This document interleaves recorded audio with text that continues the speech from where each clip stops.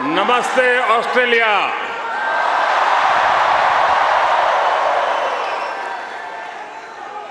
Australia के प्रधानमंत्री और मेरे प्रिय मित्र his excellency Albanese,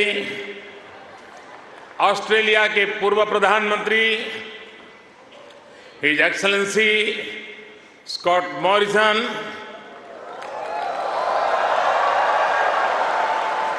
new South Wales के premier Chris Minns, foreign minister Penny Wang,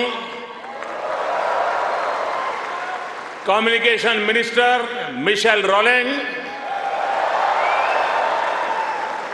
energy minister Chris Bowen, leader of opposition Peter Dutton, assistant foreign minister Tim Watts, New South Wales के उपस्थित मंत्रिमंडल के सभी आदरणीय सदस्य, पैरामाटा से संसद सदस्य डॉक्टर एंड्रयू चार्ल्टन, यहां उपस्थित ऑस्ट्रेलिया के सभी संसद सदस्य,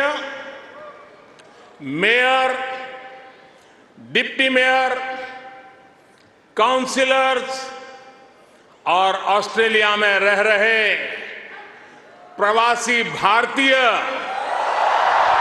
जो आज इतनी विशाल संख्या में उपस्थित हुए हैं, आप सबको मेरा नमस्कार।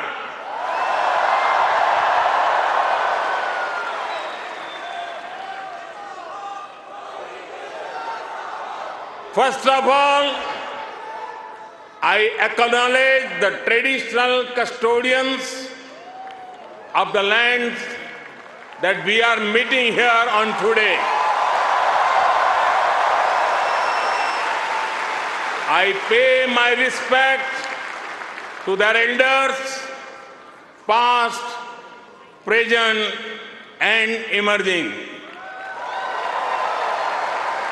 I also celebrate all First Nations people who may be with us today. Friends, मैं जब 2014 में आया था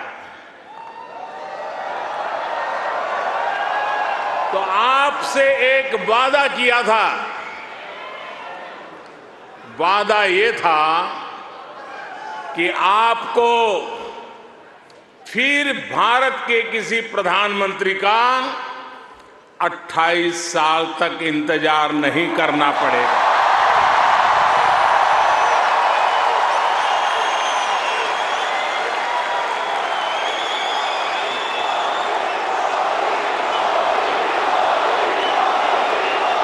तो लीजिए, यहां सिडनी में इस ऐना में मैं फिर हाजिर हूं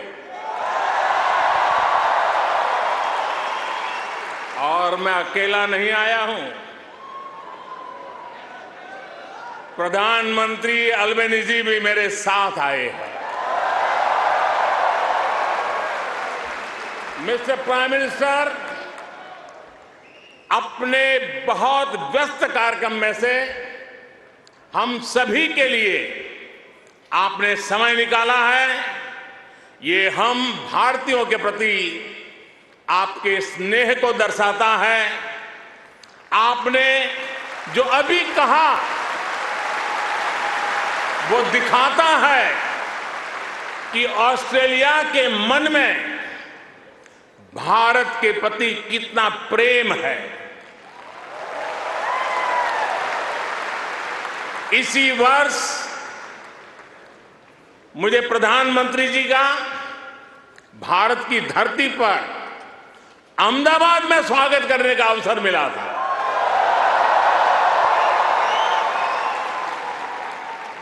आज उन्होंने यहां लिटिल इंडिया के फाउंडेशन स्टोर को अनवील करने में मेरा साथ दिया है, मैं उनका बहुत बहुत आभार व्यक्त करता हूं। Thank you my friend Anthony.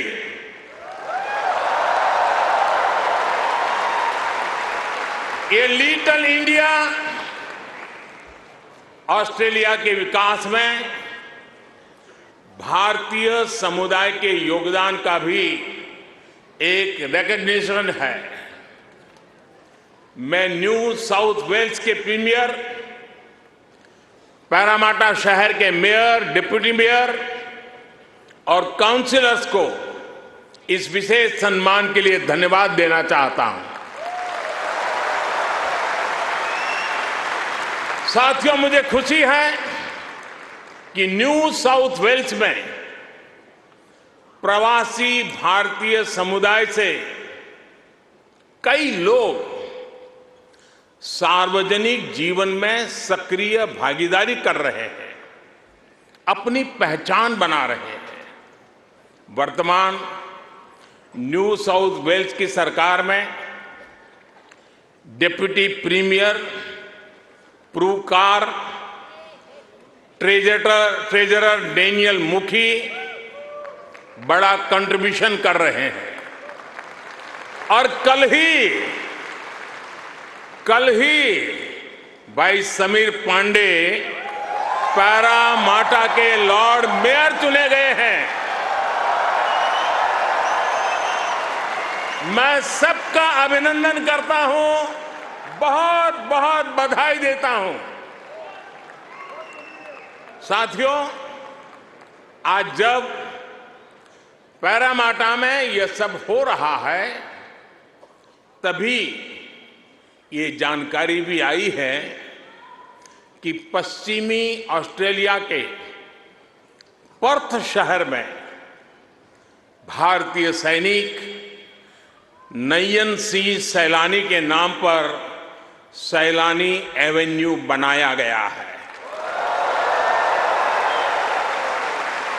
उन्होंने पहले विश्व युद्ध में ऑस्ट्रेलिया की फौज के लिए लड़ते हुए वीर गति प्राप्त की थी। इस सम्मान के लिए मैं पश्चिमी ऑस्ट्रेलिया के नेतृत्व का आदरपूर्वक अभिनंदन करता हूं। साथियों, एक समय था जब कहा जाता था कि भारत ऑस्ट्रेलिया के संबंधों को 3C डिफाइन करते हैं। ऐसा पहले कहा जाता था। ये कौन से 3C हैं? कॉमनवेल्थ, क्रिकेट और करी।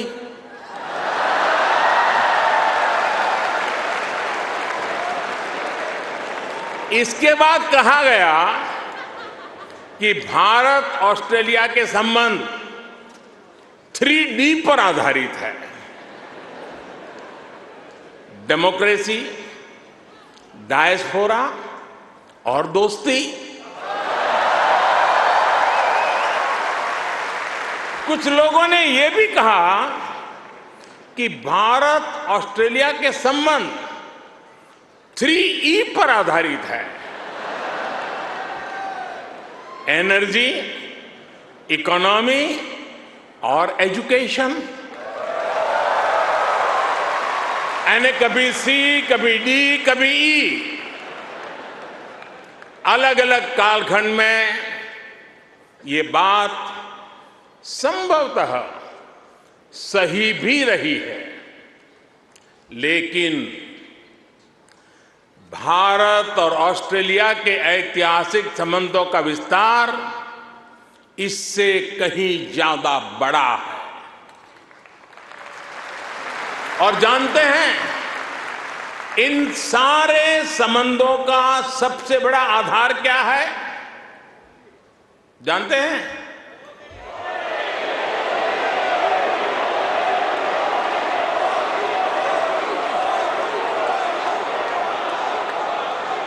जी नहीं,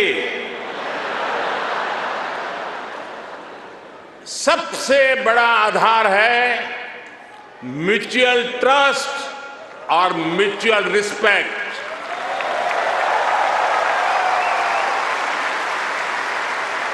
ये म्यूचुअल ट्रस्ट और म्यूचुअल रिस्पेक्ट सिर्फ भारत ऑस्ट्रेलिया के डिप्लोमेटिक रिश्तों से विकसित नहीं हुआ है। इसकी असली वजह है, इसकी असली ताकत है आप ऑस्ट्रेलिया में रहने वाले हर एक भारतीय। आप उसकी असली ताकत है। इसकी असली वजह है ऑस्ट्रेलिया के 2.5 करोड़ से ज्यादा सिटीजन्स।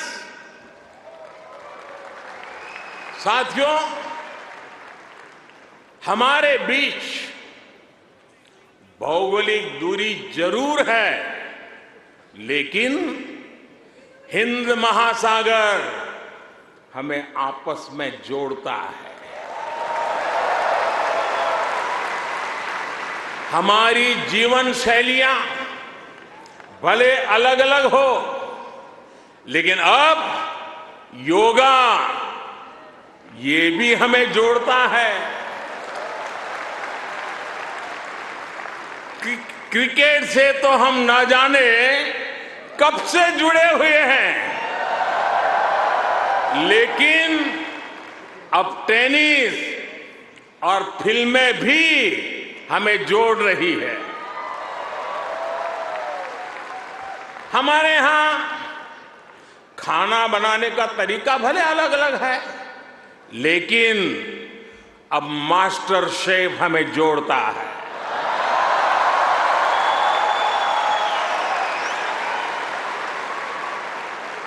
हमारे यहां पर्व त्योहार भले अलग अलग मनाए जाते हैं, लेकिन हम जुड़े हुए हैं दिवाली की रौनक से, बैसाखी के जश्न से।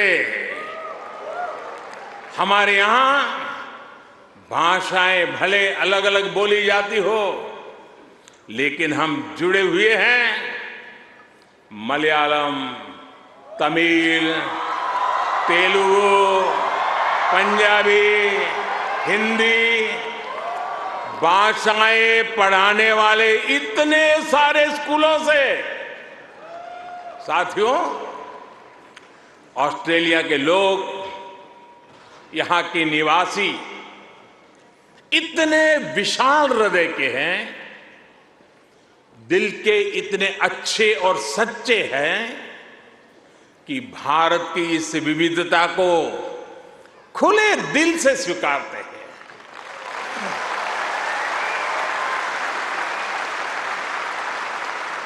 और यही वजह है कि पैरामाटा स्क्वायर किसी के लिए परमात्मा चौक बन जाता है।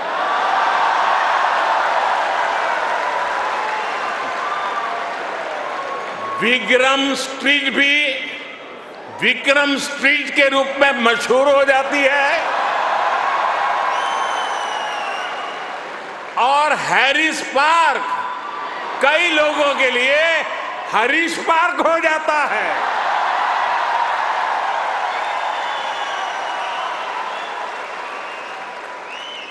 वैसे मैंने सुना है कि हैरिस पार्क में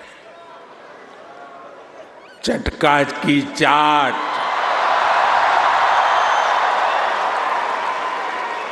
जयपुर स्वीट्स की जलेबी,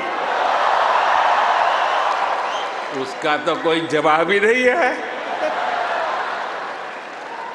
मेरी आप सबसे रिक्वेस्ट है, आप लोग कभी मेरे मित्र पीएम एल्बनीज़ी को भी वहां जरूर ले जाइएगा।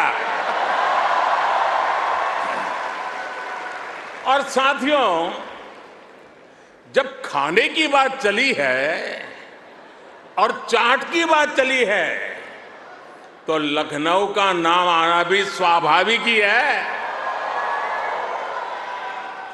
मैंने सुना है सिडनी के पास लखनऊ नाम की जगह भी है, लेकिन मुझे पता नहीं वहां भी चाट मिलती है क्या। अच्छा, यहां भी तो शायद दिल्ली के पास वाले लखनऊ के लोग होंगे ही होंगे, है क्या? वाह, वाकई Delhi street, Bombay street, Kashmir Avenue, Malabar Avenue जैसी कितनी ही सड़कें यहां ऑस्ट्रेलिया में आपको भारत से जोड़े रखती है।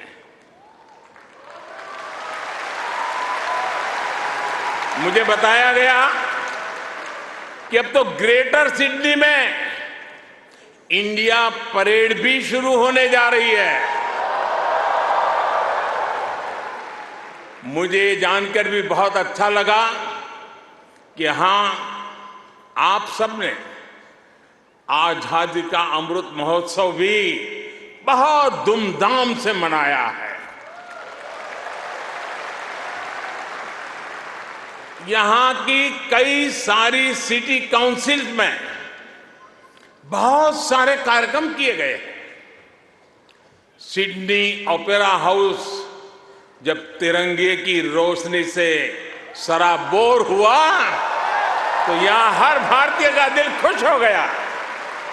हिंदुस्तान में भी जय जयकार हो रहा था। और इसके लिए मैं न्यू साउथ वेल्स गवर्नमेंट का विशेष तौर पर आभार व्यक्त करता हूं।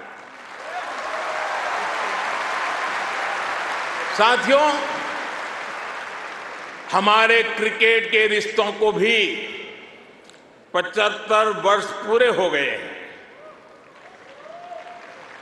क्रिकेट की फील्ड पर मुकाबला जितना रोचक होता है, उतनी ही गहरी ऑफ द फील्ड हमारी दोस्ती है। इस बार तो ऑस्ट्रेलिया की अनेक विमेन क्रिकेट प्लेयर भी पहली बार भारत में आईपीएल खेलने आई थी।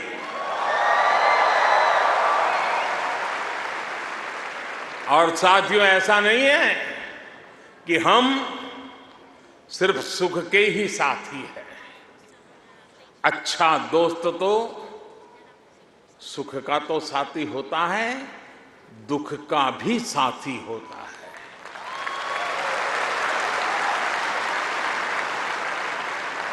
पिछले साल जब महान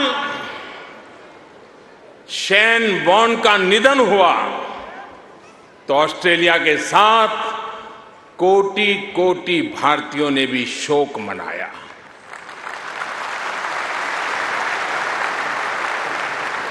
ये ऐसा था जैसे हमने अपना कोई खो दिया है। साथियों, आप सभी यहां ऑस्ट्रेलिया में हैं, यहां के विकास को देख रहे हैं। आप सभी का एक सपना रहा है कि हमारा भारत भी विकसित राष्ट्र बने।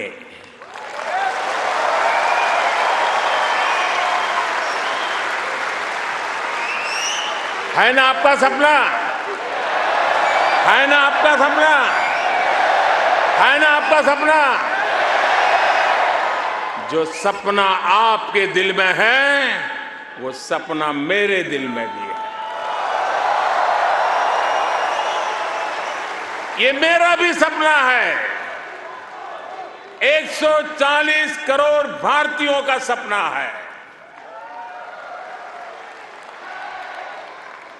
साथियों, भारत के पास सामर्थ्य की कमी नहीं है।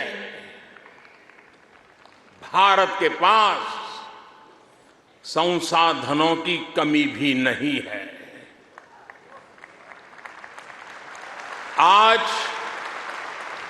दुनिया की सबसे बड़ी और सबसे युवा टैलेंट फैक्ट्री जिस देश में है, वो है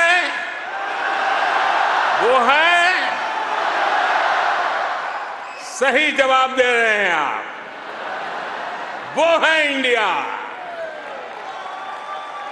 मैं ये बात फिर दोहरा रहा हूं, आज दुनिया की सबसे बड़ी और सबसे युवा टैलेंट फैक्ट्री जिस देश में है वो है।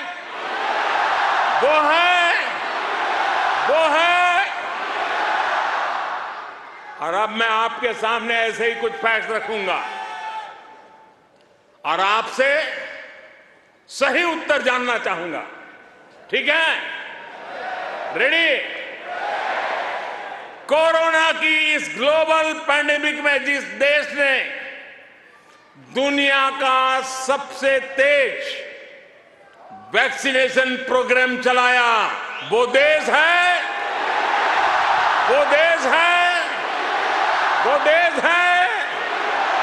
आज जो देश दुनिया की फास्टेस्ट ग्रोइंग लार्ज इकोनॉमी है, वो है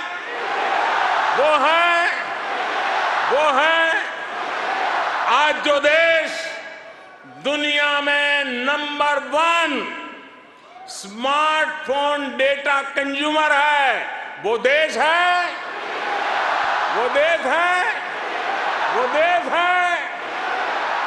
आज जो देश फिनटेक एडॉप्शन रेट में नंबर 1 है, वो देश है।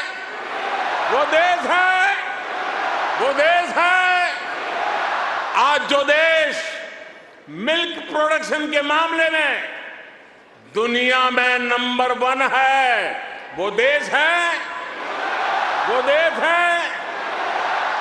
आज जो देश इंटरनेट यूजर्स की संख्या में दुनिया में नंबर 2 पर है, वो है आज जो देश दुनिया का सेकंड लार्जेस्ट मोबाइल मैन्युफैक्चरर है, वो देश है। आज जो देश rice, wheat, sugarcane production के मामले में दुनिया में नंबर 2 पर है, वो है आज जो देश फ्रूट और वेजिटेबल प्रोडक्शन में दुनिया में नंबर 2 पर है, वो है आज जिस देश में दुनिया का तीसरा सबसे बड़ा स्टार्टअप इकोसिस्टम है, वो है दुनिया का तीसरा सबसे बड़ा ऑटोमोबाइल मार्केट जिस देश में है, वो देश है दुनिया का तीसरा सबसे बड़ा सिविल एविएशन मार्केट जिस देश में है, वो देश है। और अब जो देश अगले 25 साल में विकसित होने के लक्ष्य के साथ आगे बढ़ रहा है, वो देश है। साथियों, आज IMF भारत को ग्लोबल इकोनॉमी का ब्राइट स्पॉट मानता है। वर्ल्ड बैंक का विश्वास है कि ग्लोबल हेडविंड्स को अगर कोई चुनौती दे रहा है तो वो भारत है।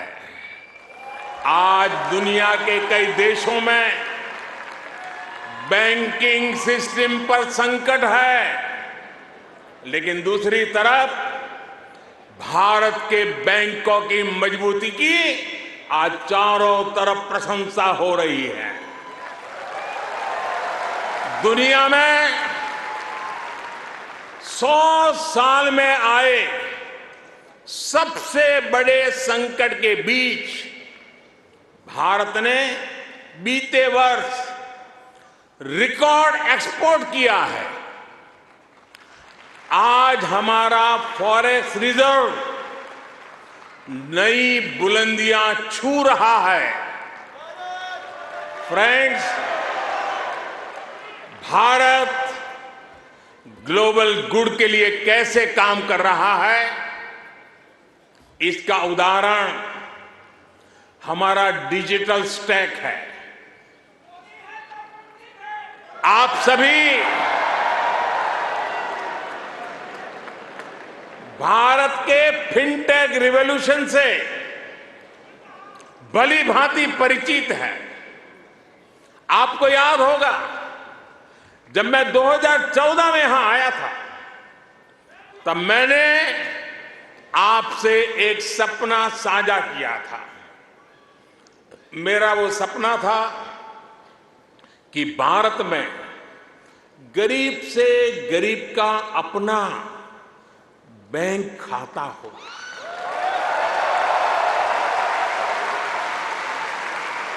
आपको गर्व होगा दोस्तों, आपको गर्व होगा कि पिछले 9 वर्ष में हमने करीब 50 करोड़ भारतीयों के, यानी करीब 500 मिलियन बैंक अकाउंट खोले हैं।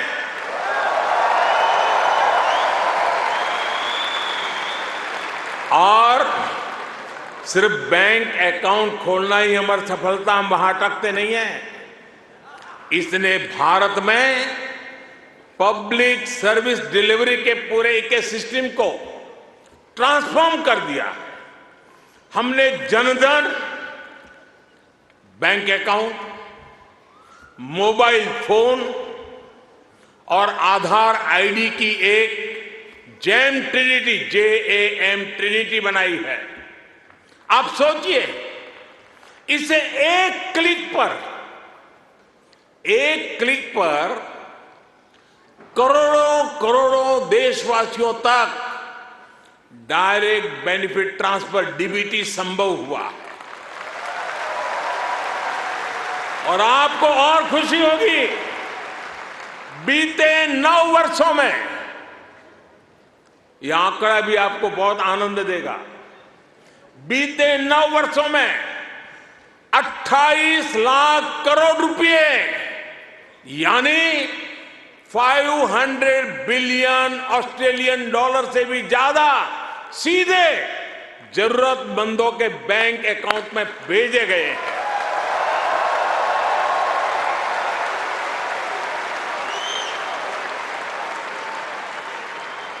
कोरोना के समय में बहुत से देशों को अपने नागरिकों को पैसे भेजने में मुश्किल आई थी, लेकिन भारत उन देशों में था जो एक क्लिक पर ये काम पलकों में कर रहा था।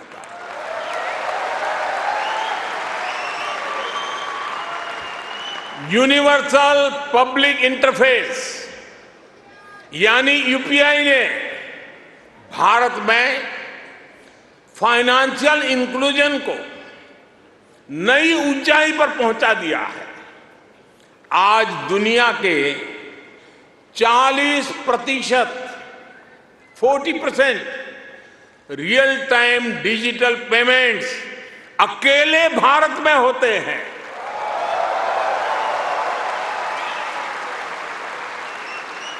आप अभी भारत आए होंगे तो देखा होगा, आज फल, सब्जी या पानीपुरी के ठेले हो या फिर चाय की दुकान, सब जगह डिजिटल ट्रांजैक्शन हो रहा है। साथियों, भारत का ये डिजिटल रिवॉल्यूशन सिर्फ फिनटेक तक सीमित नहीं है। भारत आधुनिक व्यवस्थाएं बना रहा है, लोगों की ईज ऑफ लिविंग बढ़ा रहा है। इसका एक उदाहरण भारत का डिजी लॉकर है। इसमें ड्राइविंग लाइसेंस से लेकर डिग्री और प्रॉपर्टी के पेपर्स तक जो भी सरकार इश्यू करती है वो इस डिजिटल लॉकर में जनरेट होते हैं। करीब सैकड़ों तरह के डॉक्यूमेंट्स डिजिटल लॉकर में रिफ्लेक्ट होते हैं। आपको फिजिकल कॉपी स्टोर करने की जरूरत नहीं है, बस एक पासवर्ड काफी है। और इससे 15 करोड़ से ज्यादा यानी 150 मिलियन से भी ज्यादा भारतीय जुड़ चुके हैं। इस तरह के कितने ही डिजिटल प्लेटफॉर्म आज हर भारतीय को पावरफुल बना रहे हैं, ताकतवर बना रहे हैं। साथियों, आज भारत के हर कदम, हर उपलब्धियों के बारे में दुनिया जानना चाहती है। आज की दुनिया जिस वर्ल्ड ऑर्डर की तरफ जा रही है, जिन संभावनाओं को तलाश रही है, उसमें ये स्वाभाविक भी है। भारत हजारों वर्षों की जीवंत सभ्यता है। भारत मदर ऑफ डेमोक्रेसी है।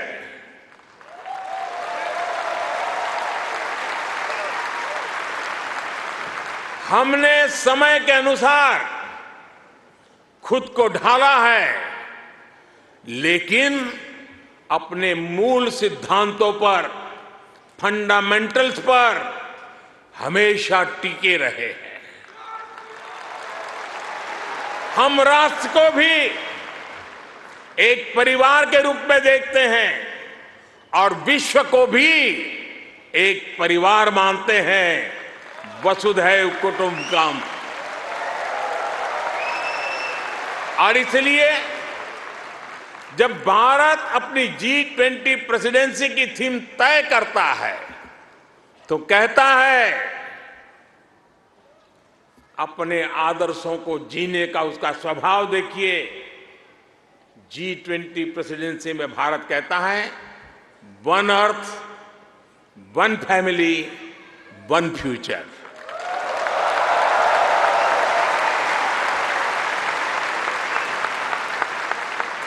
जब भारत पर्यावरण की रक्षा के लिए सोलर एनर्जी के बड़े लक्ष्य तय करता है तो कहता है वन सन, वन वर्ल्ड, वन ग्रिड।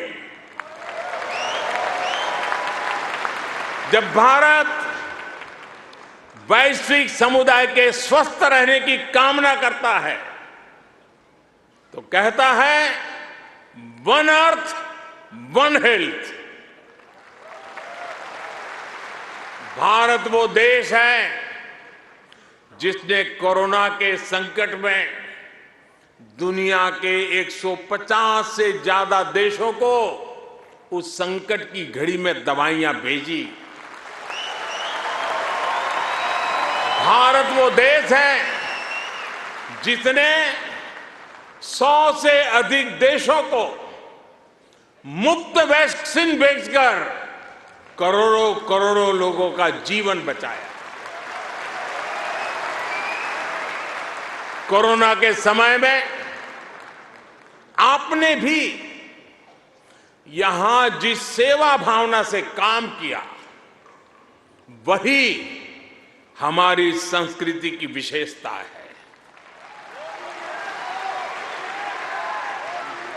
आज शहीदों के सरताज पंचम सिख गुरु श्री गुरु अर्जुन देव जी का शहीदी पर्व है। हमें गुरु जी के जीवन से सभी की सेवा करने शिक्षा मिलती है। गुरु अर्जुन देव जी ने ही दसंध प्रणाली शुरू की थी। इसी प्रेरणा से कोरोना के दौरान भी कितने ही गुरुद्वारों के लंगर ने यहां लोगों की मदद की। इसी दौर में कितने ही मंदिरों की रसोई यहां पीड़ितों के लिए खुल गई। ऑस्ट्रेलिया में रहकर पढ़ाई कर रहे स्टूडेंट्स भी बड़ी संख्या में लोगों की मदद के लिए आगे आए। विभिन्न सामाजिक संगठनों ने भी इस दौरान बहुत लोगों की मदद की। भारतीय कहीं भी रहे, एक मानवीय भाव उनमें समाहित रहता है। साथियों, मानवता के हित में ऐसे ही कार्यों के कारण आज भारत को फोर्स ऑफ ग्लोबल गुड कहा जा रहा है। जहां कहीं भी कोई आपदा होती है, भारत मदद के लिए तैयार मिलता है। जब भी कोई संकट आता है, भारत समाधान के लिए तत्पर रहता है। आज चाहे इंटरनेशनल सोलर अलायंस के द्वारा सौर ऊर्जा का उपयोग बढ़ाना हो, चाहे आपसी सहयोग के माध्यम से डिजास्टर रिजिलिएंट इंफ्रास्ट्रक्चर तैयार करना हो, चाहे इंटरनेशनल बिग कैट अलायंस को नेतृत्व देना हो, भारत ने हमेशा अलग अलग देशों को एकजुट करने के लिए एक बाइंडिंग फोर्स की तरह काम किया है। अभी अभी जब तुर्की में भूकंप ने तबाही मचाई, तब भारत ने ऑपरेशन दोस्त के द्वारा मदद का हाथ बढ़ाया। भारत अपने हितों को सबके हितों से जोड़कर देखता है। सबका साथ, सबका विकास, सबका विश्वास और सबका प्रयास, ये हमारी डोमेस्टिक गवर्नेंस का भी आधार है और ग्लोबल गवर्नेंस के लिए भी यही विजन है। साथियों, आज भारत और ऑस्ट्रेलिया के बीच स्ट्रेटेजिक पार्टनरशिप निरंतर गहरी हो रही है। हाल में ही हमने इकोनॉमिक कोऑपरेशन और ट्रेड एग्रीमेंट ECTA एकता साइन किया है। अनुमान है इससे दोनों के बीच ट्रेड अगले 5 वर्ष में 2 गुने से अधिक हो जाएगा। अब हम कॉम्प्रिहेंसिव इकोनॉमिक कोऑपरेशन एग्रीमेंट पर काम कर रहे हैं। हम रिजिलिएंट और रिलायबल सप्लाई चेन्स का निर्माण कर रहे हैं। इससे दोनों देशों के बिजनेस को बल मिलेगा ही, दुनिया को भी नया विश्वास मिलेगा। आज भारत और ऑस्ट्रेलिया के बीच कई डायरेक्ट फ्लाइट्स हैं। बीते वर्षों में फ्लाइट्स की संख्या बढ़ी है। आने वाले दिनों में इनकी संख्या और बढ़ेगी।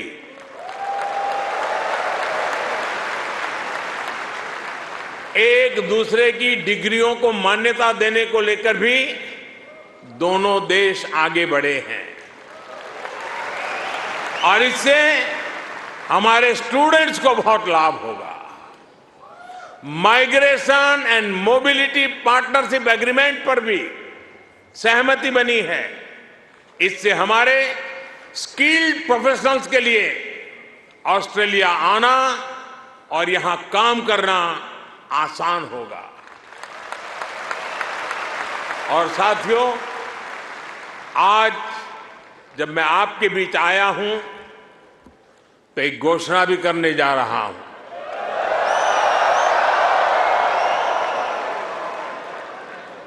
ब्रिस्बेन में भारतीय समुदाय की बहुत समय से जो मांग थी, अब उसे पूरा किया जाएगा।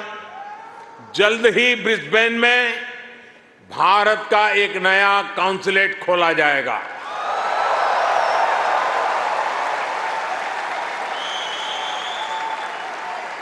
फ्रेंड्स, भारत और ऑस्ट्रेलिया की गहरी होती पार्टनरशिप मां भारती में आस्था रखने वाले प्रत्येक व्यक्ति को सशक्त करेगी।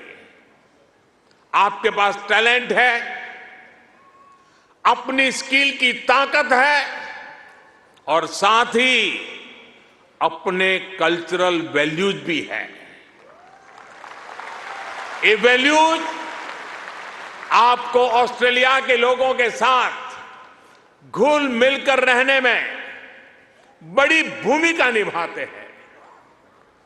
मैं कल ही पापुआ न्यू गिनी से आया हूं। वहां मैंने स्थानीय भाषा में तमिल साहित्य तिरुकुरल के अनुवाद का लोकार्पण किया। यह अनुवाद वहां भारतीय मूल के एक स्थानीय गवर्नर ने किया है। एक जीता जागता उदाहरण है कि कैसे हम विदेश में रहते हुए भी अपनी जड़ों पर गर्व करते रहें, जड़ों से जुड़े रहे। आप भी यहां ऑस्ट्रेलिया में भारतीय संस्कृति की खुशबू फैला रहे हैं। आप ऑस्ट्रेलिया में भारत के कल्चरल एम्बेसडर हैं, भारत के ब्रांड एम्बेसडर्स हैं। साथियों, मैं मेरी बात समाप्त करने से पहले आपसे कुछ मांगना चाहता हूं। देंगे? आवाज जरा धीमी हो गई। देंगे? पक्का? प्रॉमिस? मैं आपसे ये मांग रहा हूं और आपसे आग्रह करूंगा कि आप जब भी भारत आए, अपने साथ कोई न कोई ऑस्ट्रेलियाई मित्र और उनके परिवार को भी साथ लेकर के आए।